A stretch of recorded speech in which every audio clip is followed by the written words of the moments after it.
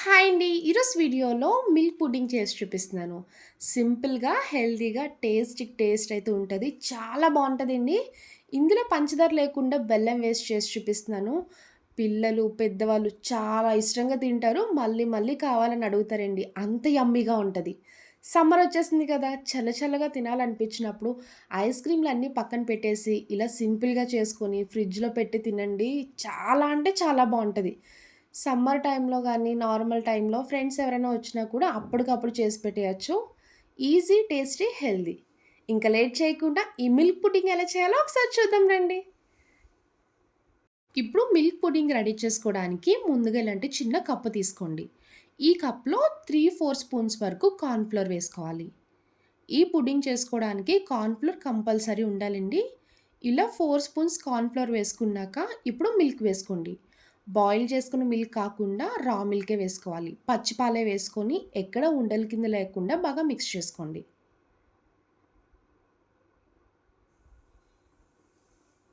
ఇలా మొత్తం కలిసేలా కలుపుకోవాలి. ఇలా రెడీ చేసుకున్న కార్న్ ఫ్లోర్ మిక్స్‌ని పక్కన పెట్టుకోండి. నేనైతే హాఫ్ లీటర్ పాలతో చేస్తున్నానండి. అస్సలు వాటర్ యాడ్ చేయలేదు. ఫుల్ క్రీమ్ మిల్క్ లానే తీసుకోవాలి. ఇలానే చిన్న కప్‌లోకి కొన్ని పాలు మిక్స్ చేసుకున్నాక మిగిలిన పాలు పక్కన పెట్టుకోండి.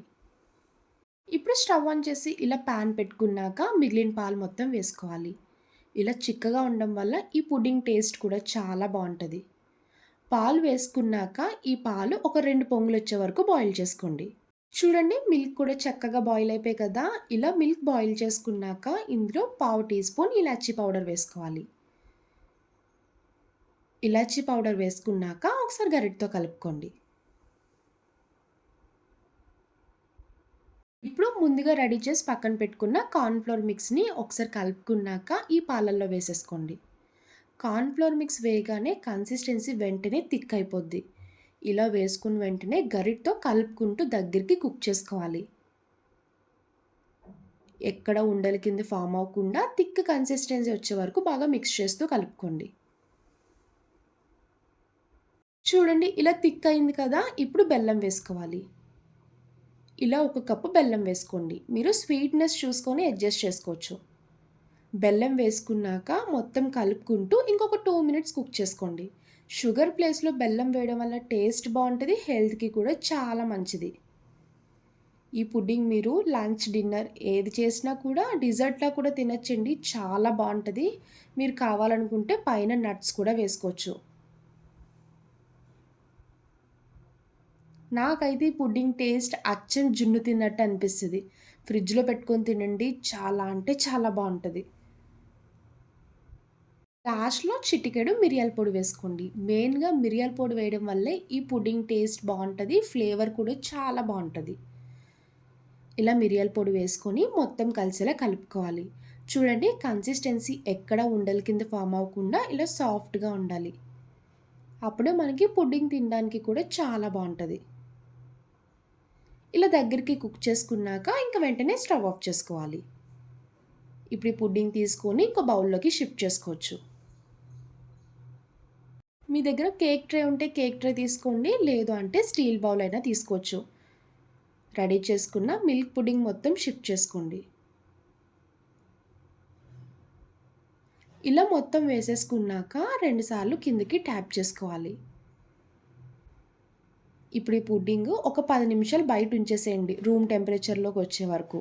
తర్వాత ఫ్రిడ్జ్‌లో ఒక 1 అవర్ పెట్టుకుంటే సరిపోద్ది. ఇలా 1 అవర్ అయ్యాక ఒకసారి మూత తీసి చెక్ చేసుకోండి. చూడండి హ్యాండ్‌కైతే అస్సలు టచ్ అవ్వట్లేదు కదా! మీకు బౌల్ నుంచి కూడా సెపరేట్ అయిపోద్ది. చూసారు కదా! వీడియోలో చూపిస్తున్నట్టు ఇలా సెపరేట్ అయిపోతే మనకి పుడ్డింగ్ కూడా చాలా బాగొస్తది. ఇప్పుడు పైన ప్లేట్ పెట్టుకొని రివర్స్ చేసుకోండి. చూసారు కదా! చూడ్డానికి కూడా కేక్‌లా చాలా వచ్చింది కదా! మీరిలా మొత్తం పుడ్డింగ్ బౌల్‌లోకి కాకుండా చిన్న చిన్న కప్స్ ఉంటాయి కదండీ! ఆ కప్స్‌లో సర్వ్ చేసుకొని పైన నట్స్ వేసి ఎవరి కప్పు వాళ్ళకి ఇచ్చేసి సర్వ్ చేయండి. చాలా బావుంటది. లేదు అంటే ఇలా ఒకే బౌల్‌లో వేసుకొని కూడా చేసుకోవచ్చు.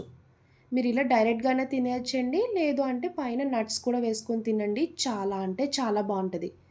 ఇలా చేసి పిల్లలకైనా, పెద్దవాళ్ళకైనా ఇవ్వండి. చల్లగా హాయిగా అనిపిస్తది తిన్నప్పుడు. అంత బావుంటది.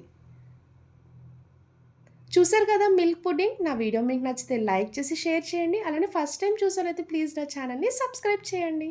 బాయ్ అండి.